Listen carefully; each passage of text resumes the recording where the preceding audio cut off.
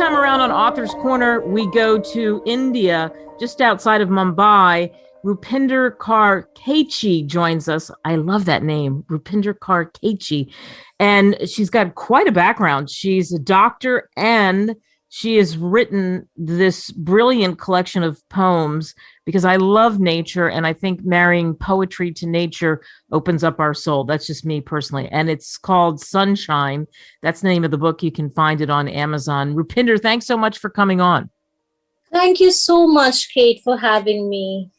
So tell me your journey to writing poetry, because you really must have worked hard to become, you're a doctor, you're an anesthesiologist. How does the anesthesiologist brain go to the poetry brain? That's not a difficult journey, actually. Poetry actually came in much earlier. So I've started writing when I was in school, and it continued later. But medicine, when I joined medical school, I took a break from writing because of lack of time, actually, more than anything else. But later it continued once I was into my profession. And not only was it a beautiful journey of writing, but it was a lot of stress buster, because being a cardiac anesthesiologist is very difficult. We see all the difficult heart patients going in for surgery, high risk patients. So it becomes quite stressful.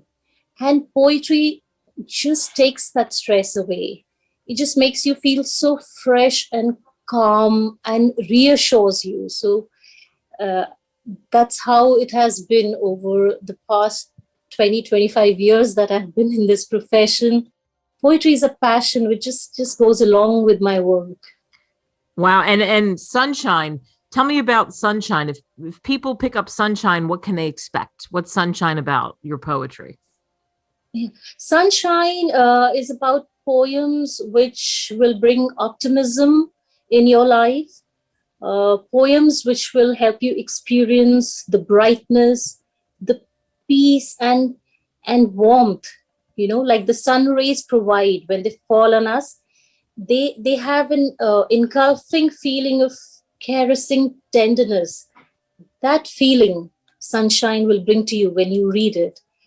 And we just need to hold on, to that time when we're reading it and live those emotions.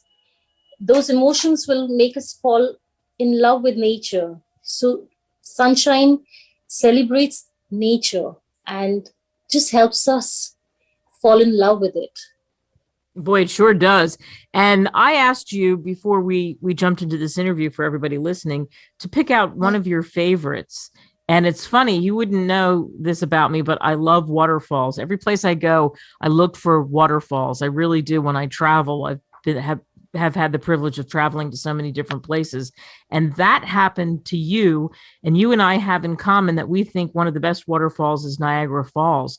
And you've written a poem called Waterfall. Can you do that for us? Yeah, sure. I mean, I was in a vacation to Niagara Falls and just inspired me to write. So I would really love to share that with you. Waterfall. Meandering through the mountains, toppling over big boulders, gushing past the tall trees goes the river full throttle. Its clear, sizzling waters running past jungles and hills, unaware and unassuming of its future with thrills. Down falls the river, gasping and sighing. Up goes the mist, reaching the clouds up flying.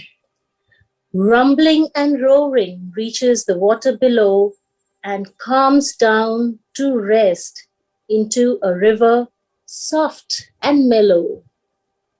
Thank you. Wow. Very, very well done. It took me to a different place, and I'm sure other people listening to it as well. Rupinder, when people read Sunshine, what do you hope they take away from reading this collection of poems? I want people actually to enjoy poetry first, because poetry is dreams. It is the wind beneath your wings. So when you close your eyes and visualize, say, what I've written in sunshine, I want people to plan their next jungle hike, or a stroll in the woods, or just simply sit by the riverside playing music, listening to the dancing fish, the birds fluttering off the water from their wings after a refreshing dive. I want them to lose themselves in nature and fall in love with it. I want them to talk to the trees and share their wisdom. I want them to lose themselves in the sunshine, in its warmth, its reassuring and protective embrace.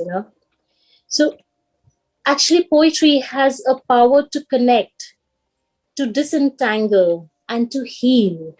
So when poetry is sung, it becomes absolutely mesmerizing. It's a beautiful thread, a very delicate thread that binds societies and nations as one connected world, perhaps even generations together. So it just makes the whole universe as one, including science and art. So, I mean, just as a doctor, perhaps I can appreciate the beautiful technicalities of the human body. For example, if we talk about heart has been the seat of love since generations. It's inspired a lot of poets to write heartwarming poetry. But a lot of scientists see it in a different angle. The discovery of, say, its anatomy and the working principles, it's no less poetic as it is scientific. So if we see, it's each muscle fiber is a piece of art, singing the poetry of life very scientifically. As some would put it, it would be heard as lub dub. A lot of people would connect to that. So I want them to appreciate poetry and enjoy it. And once they enjoy poetry, so sunshine is all about nature, and they fall in love with nature. That's when I hope they will start thinking of respecting nature. You respect nature, you conserve nature. So once we start conserving nature, we will save a lot of calamities that we've had to bear in over the last few years. They are increasing tremendously. Say the floods that have happened last year in Indonesia, in India, in China, in Japan, and a lot of the fires, the bushfires in Australia and California. So all these, I feel, are happening because we're disrespecting nature. We're not taking care of it as we should be. That's causing the rise in temperature and all these calamities. So if we respect it, if we coexist with it peacefully and lovingly, we will save ourselves so many disasters.